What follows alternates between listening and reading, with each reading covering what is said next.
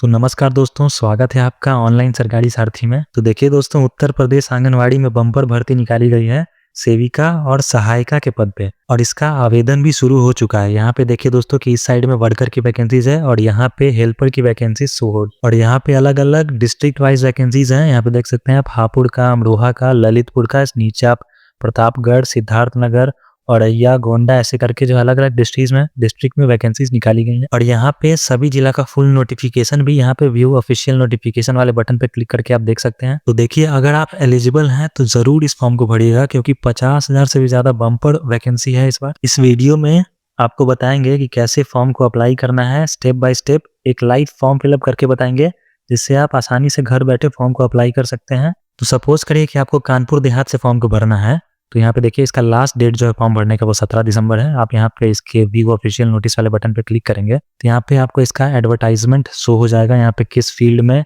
कितनी वैकेंसीज हैं वो आपको यहाँ पे दिख जाएंगी। आप यहाँ पे नीचे स्क्रॉल करेंगे, यहाँ पे आप देख सकते हैं कि न्यूनतम शैक्षणिक योग्यता यहाँ पे इंटरमीडिएट बोला गया है। और देखिए आगे बताया गया है कि आवेदक की आयु निर्धारित कट ऑफ दिनांक 1 जुलाई 2025 से न्यूनतम जो आयु जो है 18 से लेकर 35 साल होना चाहिए। इसके अलावा यहाँ पे डॉक्यूमेंट क्या क्या लगेंगे वो सभी बताया। अब देखिए फॉर्म को कैसे भरना है ये मैं आपको बता देता हूँ।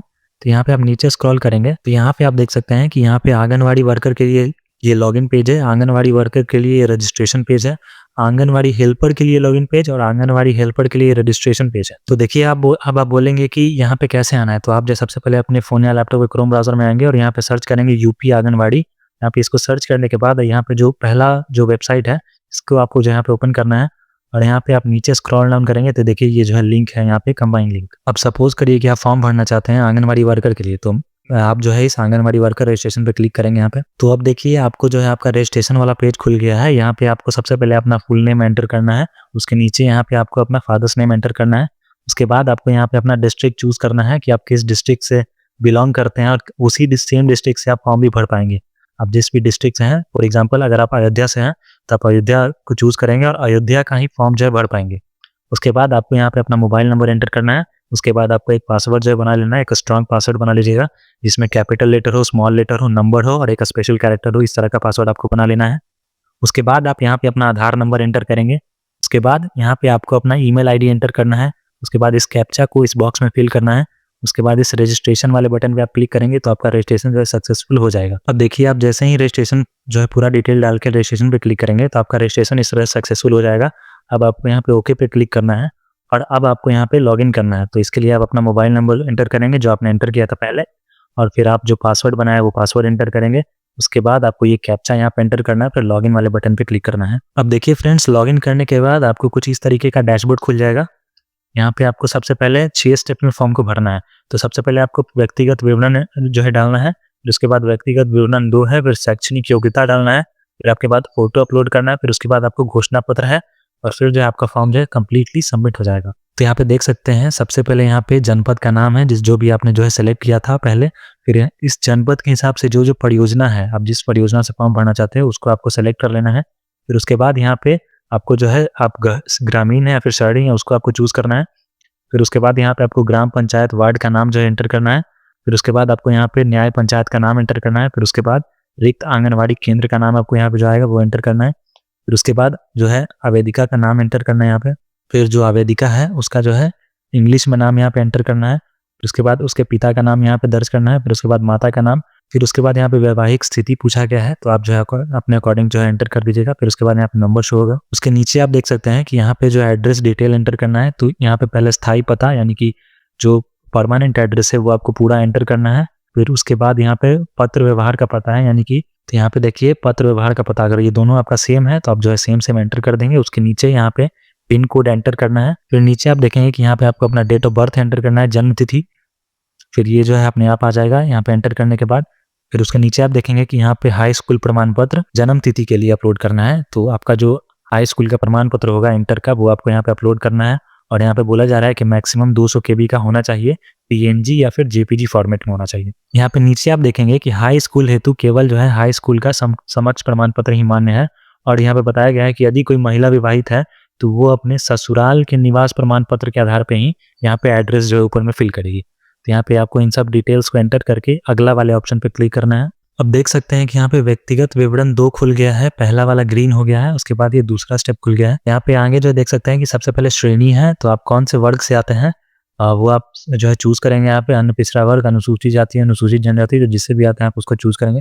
उसके बाद यहाँ पे आवेदिका की वर्तमान स्थिति पूछा जा रहा है कि वो जो है विधवा है या तलाकशुदा है, या फिर अगर इनमें से नहीं कोई मैच कर रहा है तो आप अन्य पे जो है सेलेक्ट करेंगे। उसके बाद यहाँ पे देख सकते हैं कि आपको यहाँ पे निवास प्रमाण पत्र संख्या, जिसके बाद यहाँ पे निवास प्रमाण पत्र का आवेदन संख्या, ये दोनों अलग-अलग होता है। अगर आपके पास निवास प्रमाण पत्र है तो उसमें आप देखिएगा। फिर उसके बाद यहाँ पे निवास प्रमाण पत्र को अपलोड करना है और 200 केबी से कम का होना चाहिए। फिर उसके आगे यहाँ पे देख सकते हैं कि ग्राम पंचायत जो है वार्ड का नाम दस्तावेज के अनुसार जो है वो आपको यहाँ पे लिखना है। फिर उसके बाद यहाँ पे आंगनवाड़ी केंद्र का नाम जो है लिखना है, जो कि वही दस्तावेज के अनुसार होगा।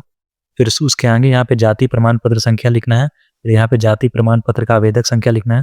फिर यहाँ पे जाति प्रमाण पत्र को यहाँ पे अपलोड करना है, वो भी 200 केबी से कम होना चाहिए। फिर उसके बाद यहाँ पे जाति बताना है, जो कि दस्तावेज के अनुसार जो होगा आपका। फिर उसके नीचे यहाँ पे आपको अपना आय प्रमाण पत्र संख्या जो है लिखना है। उसके बाद आय प्रमाण पत्र आवेदन संख्या लिखना है। फिर यहाँ पे आय प्रमाण पत्र को जो है यहाँ पे चूज करना है, अपलोड करना है, वो भी 200 केबी से कम का। फिर उसके बाद यहाँ पे अपना जो है आय प्रमाण पत्र पे जो लिखा हुआ होगा आय, कुल वार्षिक आय, इसको जो यहाँ पे दर्ज करना है। फिर उसके बाद आपका आय प्रमाण पत्र कब जो है बना है, किस तारीख को बना है, वो तारीख यहाँ पे जो है चुनना है। फिर यहाँ पे बताना है कि क्या आप बीपीएल श्रेणी में हैं, अगर है तो हाँ, और नहीं है तो नहीं पे आप जो है चूज करेंगे। फिर उसके बाद जो है फिर उसके नीचे देखेंगे कि यहाँ पे लिखा हुआ है कि शासन स्तर से जो है निर्गत प्रमाण पत्र है वही आपको संलग्न करना है, और आय प्रमाण पत्र जो है वो 6 महीने से ज्यादा का नहीं होना चाहिए, यानी कि 6 महीने से ज्यादा का आय प्रमाण पत्र मान्य नहीं होगा। तो ये सब आप लिखने के बाद यहाँ पे अगला वाले बटन पे क्लिक करेंगे। तो देखिए फ्रेंड्स, अब जो है आप थर्ड स्टेप पे आ चुके हैं, यानी कि यहाँ पे अब जो है आपको शैक्षणिक योग्यता की जो है विवरण देनी है। यहाँ पे देख सकते हैं कि नीचे सबसे पहले इंटरमीडिएट का, फिर स्नातक का और स्नातकोत्तर का। अगर आपका इनमें से सिर्फ इंटरमीडिएट है तो फिर आप सिर्फ इंटरमीडिएट का देंगे, और अगर आपने स्नातक और स्नातकोत्तर किया है तो आप उसका भी जानकारी भर सकते हैं। तो यहाँ पे सबसे पहले देखिए कि यहाँ पे विद्यालय का नाम आपको यहाँ पे दर्ज करना है। फिर उसके बाद यहाँ पे बोर्ड का नाम दर्ज करना है। फिर उसके बाद आप किस साल में जो है पास हुए हैं, यानी कि इंटरमीडिएट अगर तो किस साल में पास हुए हैं वो आप यहाँ पे भरेंगे। फिर उसके बाद कितने टोटल नंबर का जो है इंटरमीडिएट था और उसमें से आपको कितना नंबर मिला है। फॉर एग्जाम्पल अगर 500 नंबर का एग्जाम है और 500 में से मुझे यहाँ पे 420 मिलता है, तो यहाँ पे देखिए ऑटोमेटिक यहाँ पे प्रतिशत बन जाएगा। फिर उसके बाद यहाँ पे जो है आपको अपलोड करना है मार्कशीट और उसका प्रमाण पत्र जो है पासिंग सर्टिफिकेट यहाँ पे अपलोड करना है, वो भी 200 केबी से कम का होना चाहिए और जेपीजे या फिर पीएनजी फॉर्मेट में होना चाहिए। उसके बाद अगर आपने स्नातक किया है तो उसका जो है विवरण भरेंगे, और स्नातकोत्तर किया तो उसका भी भर सकते हैं, और अगर नहीं है तो आप इंटरमीडिएट वाला जो है सिर्फ एंटर करके और अगला वाले बटन पे क्लिक करेंगे। तो देखिए फ्रेंड्स, अब जो है आप फोर्थ स्टेप पे आ गए हैं। यहाँ पे जो है आपको अपना फोटो और सिग्नेचर अपलोड करना है। यहाँ पे देखिए फोटो को बोला गया है कि 200 केबी से कम होना चाहिए और वही जेपीजे और पीएनजी फॉर्मेट में होना चाहिए, और यहाँ पे बोला गया कि फोटो का हाइट 170 पिक्सल और विड्थ 180 पिक्सल में होना चाहिए। और वहीं जो है यहाँ पे बोला गया है कि जो आप हस्ताक्षर अपलोड करेंगे वो भी 200 केबी में होना चाहिए, और यहाँ पे इसका हाइट 70 पिक्सल और 180 पिक्सल होना चाहिए। तो देखिए बहुत से लोगों को ये बनाना नहीं आता होगा, तो चलिए मैं आपको यहाँ पे स्टेप बाय स्टेप सिखाता हूँ कि कैसे आप फोटो को जो है इसमें कन्वर्ट कर सकते हैं। तो इसको कन्वर्ट करने के लिए आपको सबसे पहले क्रोम ब्राउजर में आना है और यहाँ पे सर्च करना है इमेज पाई 7। देखिए इमेज पाई 7 ये लिखने के बाद यहाँ पे इसको सर्च करना है, और सर्च करने के बाद यह जो पहला वेबसाइट आएगा उसको आपको ओपन करना है। ओपन करने के बाद आप देख सकते हैं कि यहाँ पे रिसाइज इमेज पिक्सल लिखा हुआ है, इस पे आपको क्लिक करना है, और यहाँ पे सेलेक्ट इमेज वाले ऑप्शन पे क्लिक करके यहाँ पे सेलेक्ट कर लेना है जो भी इमेज आपको बनाना है। फॉर एग्जांपल मुझे इस इमेज को बनाना है तो मैं इसको जो यहाँ पे सेलेक्ट कर लेता हूँ। उसके बाद आप देख सकते हैं कि यहाँ पे विड्थ एंटर करने को है और हाइट एंटर करने को है, तो जितना भी जो यहाँ पे मांगा गया है, जैसे कि यहाँ पे है 170 पिक्सल हाइट और 180 पिक्सल विड्थ, तो मैं यहाँ पे दर्ज कर लूंगा 170 और 180। ये लिखने के बाद यहाँ पे देख सकते हैं नीचे compress image with specific size वाले पे अगर आप क्लिक करेंगे, यहाँ पे 200 केबी से कम का बनाना है तो मैं यहाँ पे 100 केबी का बना लेता हूँ। फिर आप जेपीजे फॉर्मेट, पीएनजी फॉर्मेट जो भी सिलेक्ट कर सकते हैं और रिसाइज इमेज पे क्लिक करेंगे। फिर उसके बाद यहाँ पे देख सकते हैं कि आपका जो फोटो है वो तैयार हो चुका है, और यहाँ पे आप डाउनलोड वाले ऑप्शन पे क्लिक करेंगे। फिर उसके बाद आप फोटो को डाउनलोड कर लेंगे, और डाउनलोड करने के बाद अब आपको यहाँ पे अपलोड करना है। इसी तरह से यहाँ पे आप फोटो को चूज करके और सिग्नेचर का भी जो है कन्वर्ट कर लीजिएगा जितना मांगा गया है। उसके बाद आपको यहाँ पे अपलोड करके अगला वाले बटन पे क्लिक करना है। अब देखिए फ्रेंड्स, यहाँ पे सारा ऑप्शन ग्रीन हो चुका है और सारा जो है ऑप्शन यहाँ पे यानी कि सब कुछ फिल हो चुका है। अब आप यहाँ पे जो है इसको टिक करेंगे और अगला वाले बटन पे जैसे ही क्लिक करेंगे तो आपका जो है ये फॉर्म जो है फाइनल सबमिट हो जाएगा। फाइनल सबमिट करने के बाद आप जो है इसका जो है एप्लीकेशन का पीडीएफ भी डाउनलोड कर सकते हैं। अब यहाँ पे देखिए कोई भी यहाँ पे फीस नहीं लग रहा है, नो एग्जाम, कोई एग्जाम भी नहीं होगा और कोई फीस भी नहीं लग रहा है। यहाँ पे आपको जो है आपके मेरिट के बेस पे सिलेक्शन किया जाएगा। तो इसी तरह से फ्रेंड्स आप जो है यहाँ पे यूपी आंगनवाड़ी के लिए फॉर्म को अप्लाई कर सकते हैं। तो देखिए फ्रेंड्स, मैंने आपको पूरी जानकारी दे दी है और ऐसे ही अपडेट्स को रेगुलरली पाने के लिए मेरे चैनल को ज़रूर सब्सक्राइब करिए, वीडियो को ज़रूर लाइक करिए और अगर आपका कोई भी जो है डाउट होता है तो आप मुझे कमेंट सेक्शन में पूछिए, मैं उसका रिप्लाई देने का पूरा जो है प्रयास करूँगा। चलिए, धन्यवाद। ऐसे और अमेजिंग वीडियो के लिए अभी सब्सक्राइब करें ऑनलाइन सरकारी सारथी को।